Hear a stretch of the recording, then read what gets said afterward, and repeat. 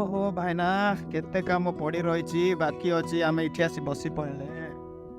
ରୁହ ଭାଇନା କରିବା ଯେ ଏତେ ବ୍ୟସ୍ତ କାହିଁ ହଉଛ? ବହୁତ ସମୟ ଅଛି ଏବେ।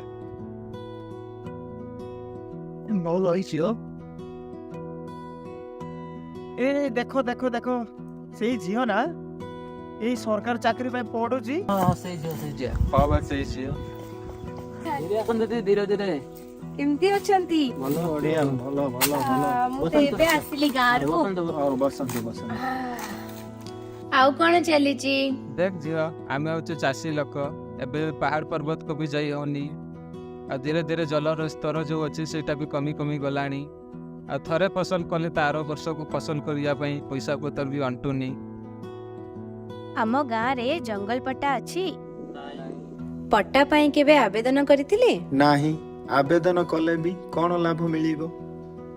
ଦେଖନ୍ତୁ ଭାଇନା, ଆପଣ କହିଲେ ଯେ ଆପଣ ଜଙ୍ଗଲ ଯାଇପାରୁନାହାନ୍ତି।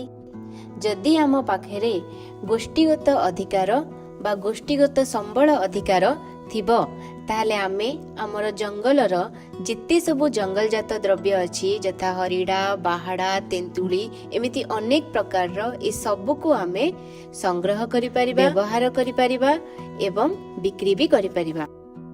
ଆଉ ଜଙ୍ଗଲକୁ ମଧ୍ୟ ବ୍ୟବହାର ବି କରିପାରିବା। ଠିକ ଅଛି ଝିଅ, ତମେ ଯେମିତି ଜଙ୍ଗଲ ବିଷୟରେ କହିଲ ତ ଜଙ୍ଗଲ ଛଡା ଆମ ପାଇଁ ଜଳ ବି ଅସୁବିଧା ଅଛି। ଜଳର ଧୀରେ ଧୀରେ ସ୍ତର କମି କମି ଗଲାଣି। ତ ସେଇଟା କେମିତି କଣ କରିପାରିବା? ପାଣି ପାଇଁ ବି ଆମେ କରିପାରିବା। ପାଣି ପାଇଁକି ଯଦି ଆମେ ସମସ୍ତେ ମିଶିକି ଆମେ ଯୋଜନା କରିବା, ଆମର ଟ୍ରେଞ୍ଚ ବା ଗାତ ଖୋଳା ହେଲା, ପଥର ଗୁଡ଼ା ହେଲା, ଯଦି ଏ ସବୁ ଆମେ ଯୋଜନା କରିକି କରିବା ତାହେଲେ ପାଣିର ସ୍ତର ଧୀରେ ଧୀରେ ବଢ଼ିବ ଆଉ ଆମେ ତାକୁ ଚାଷ ପାଇଁ ବି ବ୍ୟବହାର କରିପାରିବା। ପାଣି ବିଷୟରେ କହିଲ, ଜଙ୍ଗଲ ବିଷୟରେ କହିଲ, ଆମେ ଚାଷବାସ ବିଷୟରେ କେମିତି କରିବୁ ଯେପରି ଆମର ଭଲ ରୋଜଗାର ହୋଇପାରିବ? ସେ ବିଷୟ ପାଇଁ ବି ରାସ୍ତା ଅଛି। ଆମମାନେ ସମସ୍ତେ ପଟ୍ଟା ବିଷୟରେ ଜାଣିଛେ, ବ୍ୟକ୍ତିଗତ ପଟ୍ଟା ବି ଥାଏ।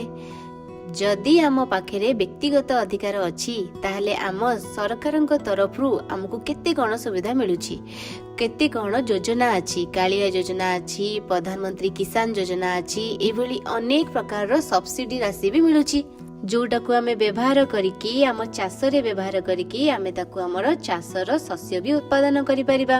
ଠିକ ଅଛି ଝିଅ, ତମେ ତ ପଟ୍ଟା ବିଷୟରେ କହିଲ, ତ ସେଇ ପଟ୍ଟା ଯାକୁ ଆମେ କେମିତି ଆବେଦନ କରିପାରିବୁ? ପଟ୍ଟା ପାଇଁକି ଆମର ପ୍ରତ୍ୟେକ ଗ୍ରାମ ପଞ୍ଚାୟତରେ ମୋ ଜଙ୍ଗଲ ଜମି ଯୋଜନାର ସାଥୀ ବା ଭଲେଣ୍ଟିୟର ଅଛନ୍ତି। ତାଙ୍କୁ ଧରିବା ଆଉ ଆମର ଆବେଦନ କରିବାରେ ସେ ଆମକୁ ସାହାଯ୍ୟ କରିବେ। ଏବେ ଆପଣମାନେ ବି ଯାଆନ୍ତୁ ଆଉ ପଟ୍ଟା ପାଇଁ ଆବେଦନ କରନ୍ତୁ। ଆମ ଜଙ୍ଗଲ ଆମ ଅଧିକାର, ଆମ ଜଙ୍ଗଲ ଆମ ଅଧିକାର।